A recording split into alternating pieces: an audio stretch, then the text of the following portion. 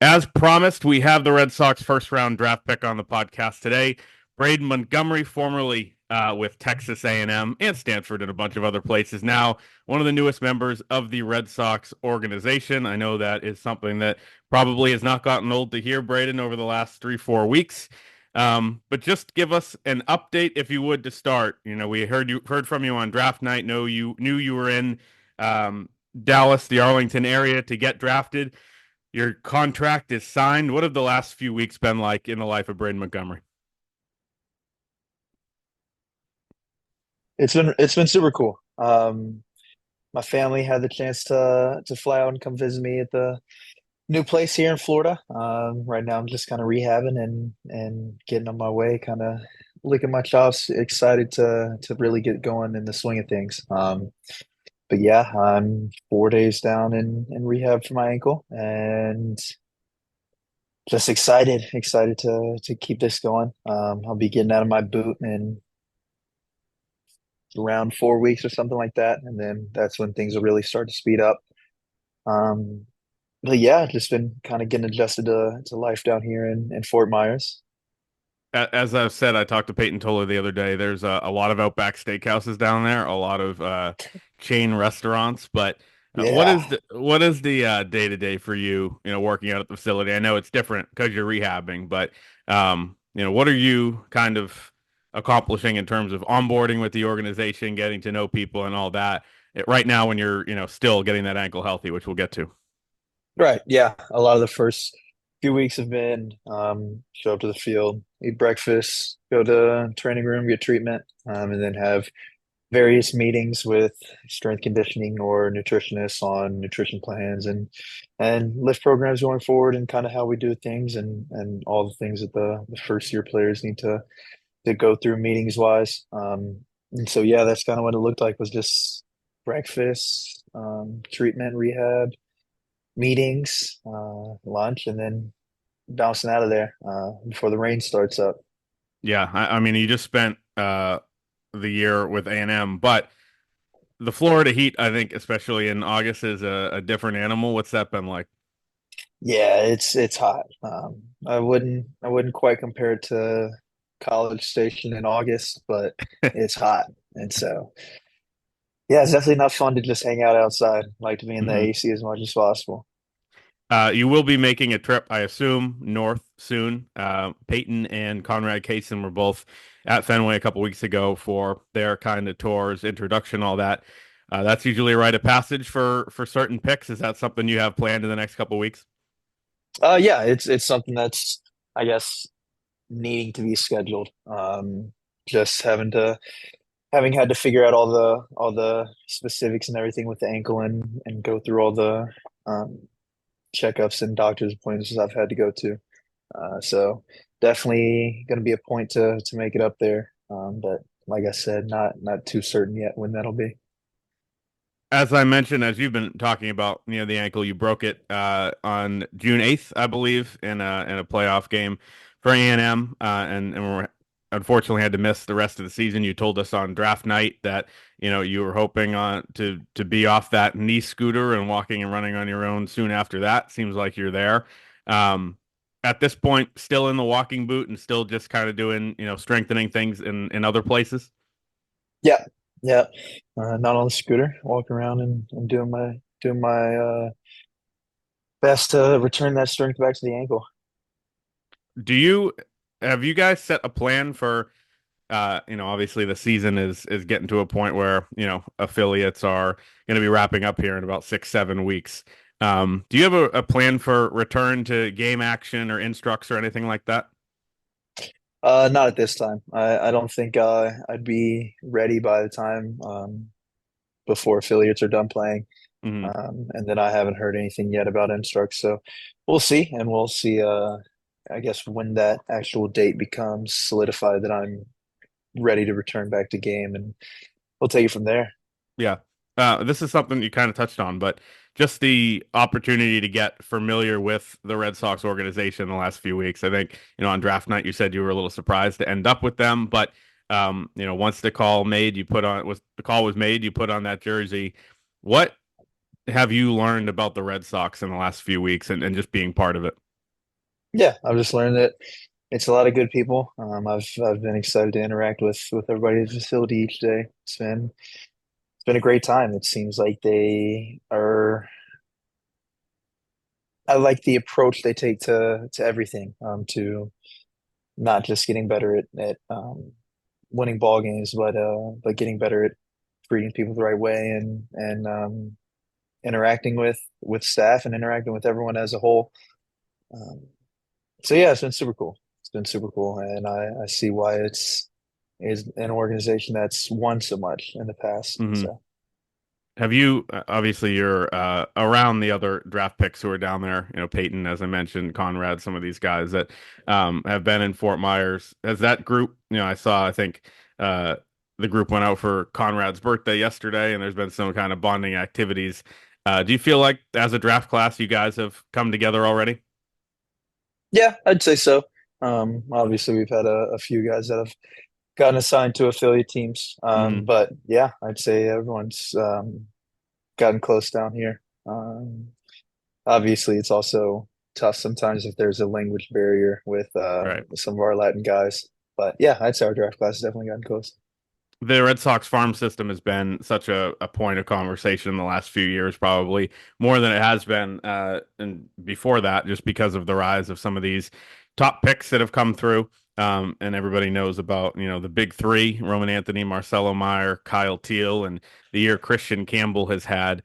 Um, you were ranked before playing a professional game is 63 on Baseball America's top 100 list. I'm sure you've seen that and have heard about it.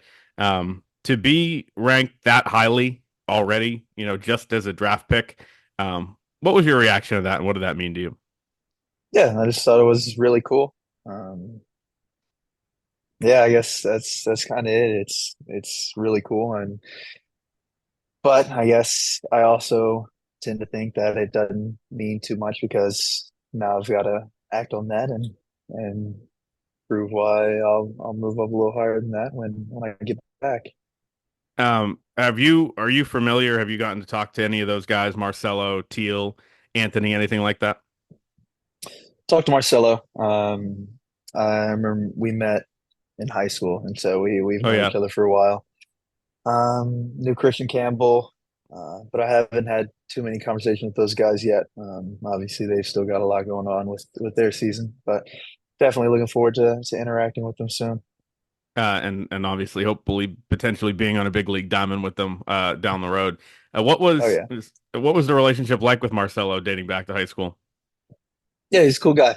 We met up at just a bunch of the summer circuit events, and so he was always just a funny guy, goofy guy, always cracking jokes, uh, always really just kind of lighthearted. So that's kind of how I remember him. But yeah, Those guys are in Double A, obviously a ways away from the majors, and probably not that far.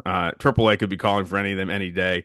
Since being drafted, have you found yourself tuning into? I know your life's busy, but Red Sox big league games and trying to kind of catch up and see what the team's been doing the last few weeks. yeah, I have. I've been doing my due diligence. Been following Durant a lot. Like his game, obviously. It's hard to not like it. Hmm. But yeah, I've been tuning in, watching. Have you did you get the chance to meet him in Texas? Uh, I don't think so. I think when we were down on the field for BP, but we didn't get to meet one of the leagues. But then it also kind of depended on what players were hitting in what BP groups because they Right. were sending them out there like three players at a time.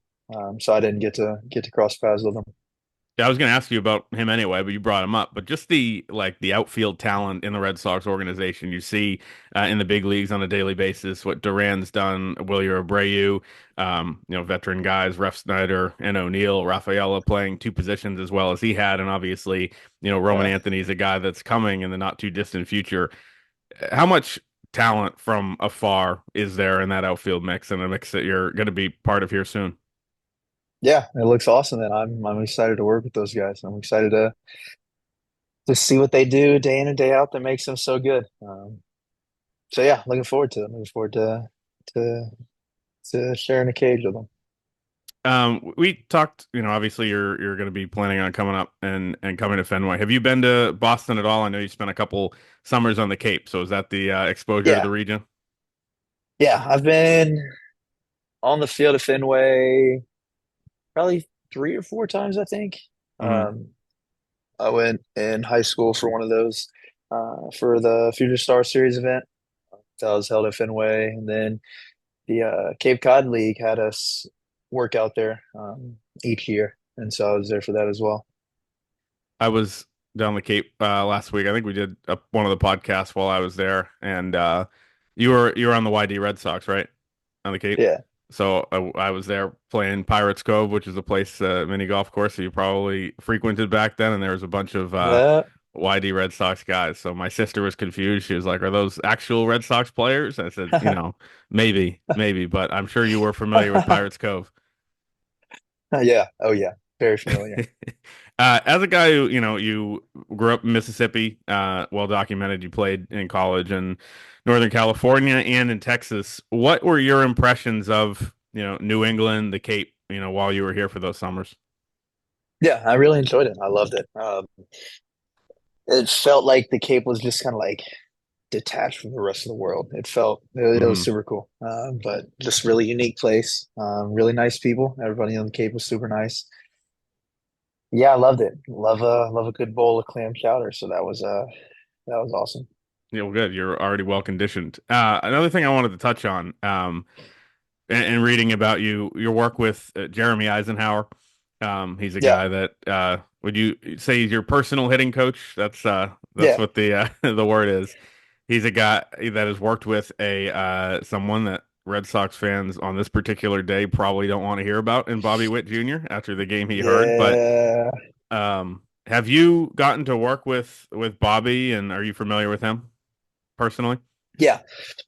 He doesn't hit with us particularly at Houston a whole lot. Typically Jeremy likes to drive up to Dallas where he's from to hit with him. Hmm. Bobby will be in Houston every once in a while. But typically guys like Alec Boehm are there in the off season, and so I talked a lot with Alec Boehm the past off season and in the cages with him.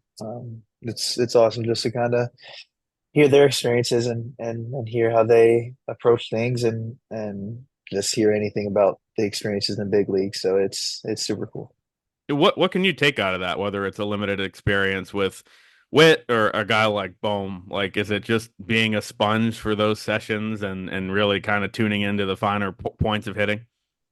Yeah, just kind of listening to everything they've got, and then um, yeah, just seeing why what they do works and try to apply it and see if it does anything. Obviously, not everything's gonna stick, but I tend to learn a thing or two from everything, every little piece of knowledge they drop. So Yeah, and if Jeremy can coach a guy to hit, 489 in a month, that's probably a good sign for what he's bringing to you, right? yeah, for sure. Last couple of things I want to get to. I like to ask new draft picks these couple of questions just to see, before Red Sox fans get a chance to judge you and us in the media and all that. In your words, what kind of player are the Red Sox getting in Braden Montgomery? Getting a dynamic player, able to impact the ball and make some do some game changing things on both sides, and yeah, a guy that brings good energy, good vibes to the stadium and to the clubhouse. So that's what I'm all about. What would you say your biggest area of growth or the biggest thing you want to work on in the pros is? I don't know. I guess the biggest thing I want to work on is just hmm, I don't know. I don't know if I could necessarily put my finger on one thing. I kind of want to improve everything in order Yeah. to be at the level that I see guys like Karen Duran playing at. Not there yet, but I will be. So And the last thing, and this is, I think, a favorite question to ask any guy who just gets drafted, but who's your MLB comp, all time, current, whatever it is? Which player is most like you? I've heard a couple Aaron Hicks, but I don't know. I'm not sure. I Well, think Aaron and Hicks is a decent one, but there you go. Well, in a few years, the goal for picks you hope and Red Sox fans hope will be the comp is Braden Montgomery. We very much appreciate the time on the podcast and hope you heal up soon and get into game action sometime this fall. Thanks a lot. all right, awesome. Thank you.